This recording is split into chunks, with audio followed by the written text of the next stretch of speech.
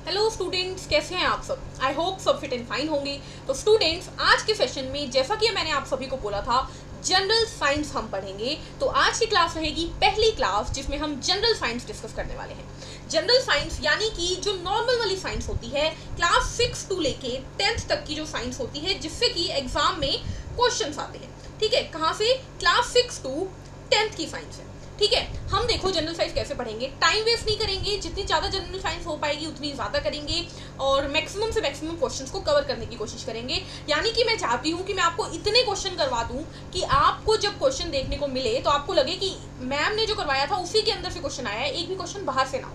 ठीक है, तो जनरल साइंस एक अच्छी इंपॉर्टेंस रखती है आपके CUET के पेपर में। चाहे आप CUET की तैयारी किसी भी फील्ड के लिए कर रहे हो, आप कोई भी लैंग्वेज ले रहे हो, कोई भी डोमेन ले रहे हो, जनरल साइंस जो है, जनरल साइंस आपकी जनरल टेस्ट के पोर्शन में आती है, ये आएगी ही आएगी। तो क्लास 6 टू 10th की साइंस को बहुत ही फोकस लगा के हम बहुत ध्यान से करेंगे।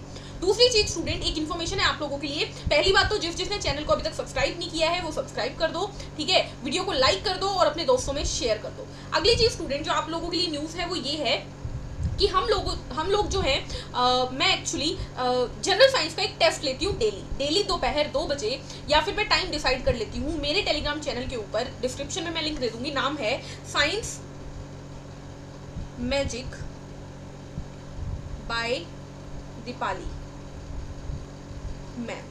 ठीक है, इस चैनल के ऊपर ये जो टेलीग्राम का चैनल है, यहाँ पर डेली आपका एक टॉपिक मैं आपको देती हूँ, उसी टॉपिक पे 10 क्वेश्चन का लाइव टेस्ट होता है। यानी कि मैं क्वेश्चन देती हूँ, उसी टाइप स्टूडेंट्स जो है मुझे आंसर देते हैं और मैं उन्हें राइट आंसर बताती हूँ। ठीक है, कोई डाउट हो तो वहीं पर लेती हूँ। तो डेली आई थिंक 20 या 25 मिनट लगती है डेली बच्चों की, आई थिंक 15 ही मिनट लगती है, और सारे के सारे बच्चे 10-10 क्वेश्चन का टेस्ट दे देते हैं। दिन में एक बार भी टेस्ट होता है, कई बार दिन में 2 बार भी टेस्ट होता है। मैं टेस्ट से पहले टॉपिक बता देती हूँ, टाइमिंग बता देती हूँ और वीडियो बता देती हूँ कि कहाँ से आपको इसकी तैयारी करनी है। ठीक है, तो अगर आप लोग भी ऐसा टेस्ट देना चाहते हो जनरल साइंस का, हो सकता है आप लोगों को डेली प्रैक्टिस के लिए टेस्ट के क्वेश्चन चाहिए हो, तो वहां पर डेली मोस्ट प्रोबेबली जो एग्जाम में पूछे जाने वाले क्वेश्चन हैं उसी का टेस्ट होता है। तो आप लोग जुड़ सकते हैं मेरे टेलीग्राम चैनल के ऊपर। डेली 2 बजे टेस्ट होता है।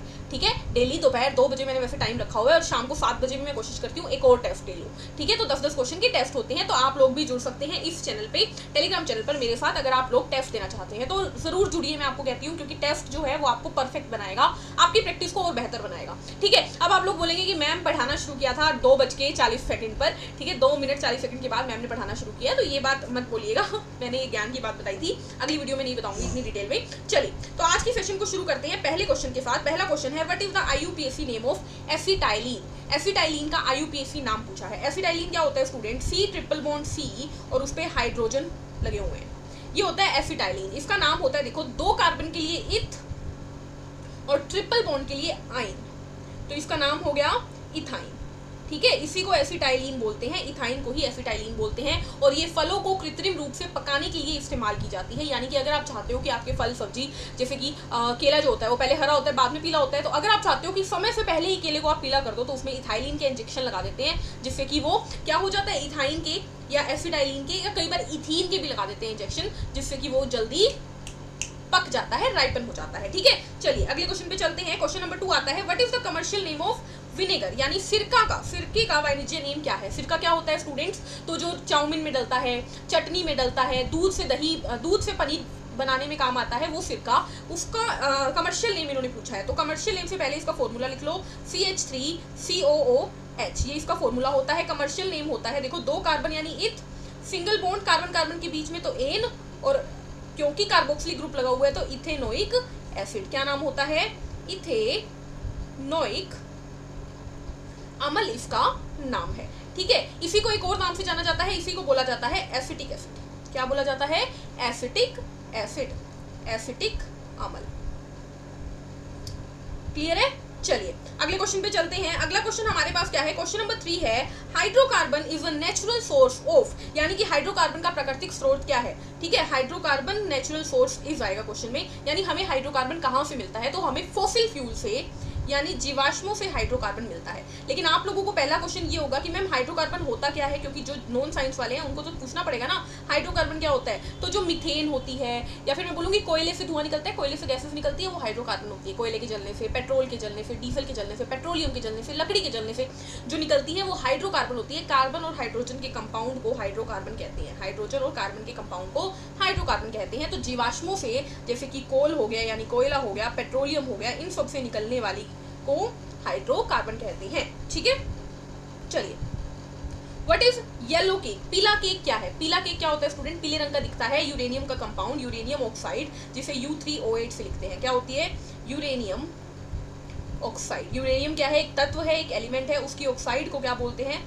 उसकी ऑक्साइड को बोल देते हैं येलो केक। कई बार ऑप्शन में आपको U3O8 नहीं मिलेगा, आपको सीधे यूरेनियम ऑक्साइड लिखा हुआ मिलेगा, तो उसे टिक कर दीजिएगा, क्योंकि यूरेनियम ऑक्साइड और भी होती है, जैसे UO2, इस तरीके से। ठीक है, चलिए अगले क्वेश्चन पे चलते हैं। What is used in making mirror? Mirror बनाने में क्या काम आता है भाई? शीशा बनाने में, दर्पण बनाने में क्या काम आता है? तो कांच।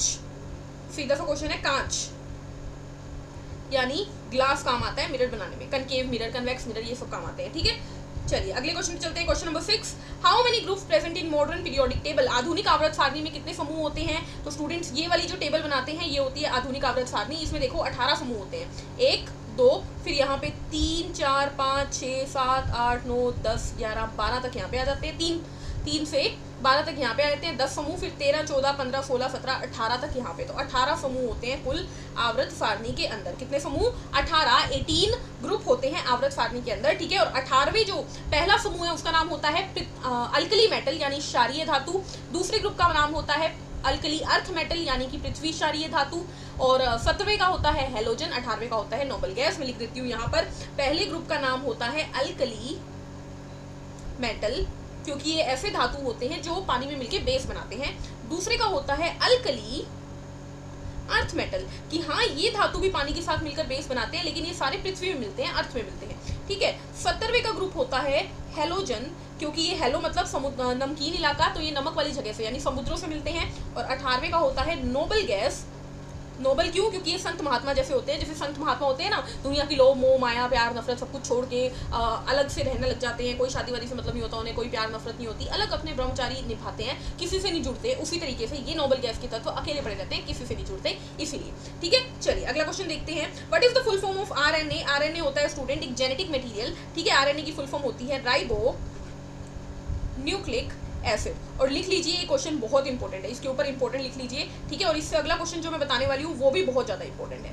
राइबो न्यूक्लिक अम्ल RNA का नाम होता है। ठीक है, चलिए उसके बाद आता है what is the full form of DNA? DNA क्या होता है स्टूडेंट? DNA होता है हमारा जेनेटिक मटेरियल यानी कि हमारा अनुवांशिक पदार्थ। लेकिन पहले फुल फॉर्म लिख लीजिए, डीऑक्सी राइबो न्यूक्लिक एसिड। क्या होता है?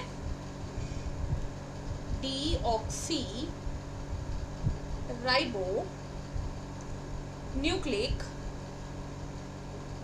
अम्ल। और ये क्या होता है स्टूडेंट? तो ये हमारा जेनेटिक मटेरियल होता है, यानी कि अनुवांशिक पदार्थ होता है। क्या मतलब है? आप अपने माँ बाप जैसे दिखते हैं। क्यों दिखते हैं? क्योंकि आपके माँ बाप का DNA आपके अंदर आया है, इसीलिए आप अपने माँ बाप जैसे दिखते हैं। आपकी जनरेशन आपके जैसे दिखेगी क्योंकि आपका DNA उनमें जाएगा। तो DNA एक ऐसी चीज होती है जो एक जनरेशन से दूसरी जनरेशन में जाती है अपने अपने कैरेक्टर्स को लेके, यानी कि आपकी आंख नाक मुंह बाल, ठीक है, बॉडी की शेप, या फिर आपकी आंखों की चश्मा है या नहीं है, कोई बीमारी, ये जो आपके पेरेंट्स से आप में आती है वो DNA की वजह से आती है। ठीक है, चलिए 9th क्वेश्चन देखते हैं। क्वेश्चन नंबर 9 क्या है हमारे पास? क्वेश्चन नंबर 9 है fungi from where fungi get nutrition from. कवक को पोषण कहाँ से मिलता है? तो कवक को पोषण सड़े मरे गले चीजों से मिलता है।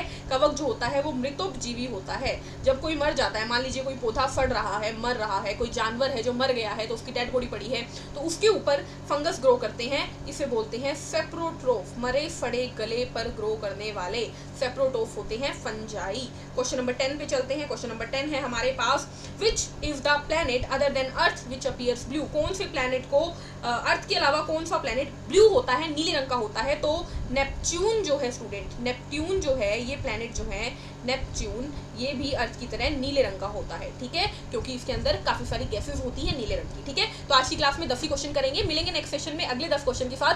ज्यादा क्वेश्चन इसलिए नहीं रख रही हूँ क्योंकि बहुत सारे स्टूडेंट बिना साइंस की फील्ड वाले हैं, आप लोग डर जाओगे ज्यादा करवाऊंगी तो, इसलिए 10 ही क्वेश्चन करेंगे। धीरे धीरे आने वाले टाइम में हम 15, 20, 25 क्वेश्चन पे जाएंगे, ठीक है। वीडियो छोटी रखेंगे और 10 क्वेश्चन आई होप आप लोगों को समझ में आए होंगे, क्लियर हुए होंगे। छोटी छोटी बातें डिस्कस की है लेकिन इंपॉर्टेंट बातें डिस्कस की है। अगर समझ में नहीं आ रहा है ना तो रट लो ये क्वेश्चन, इस तरीके से पढ़ो, ठीक है।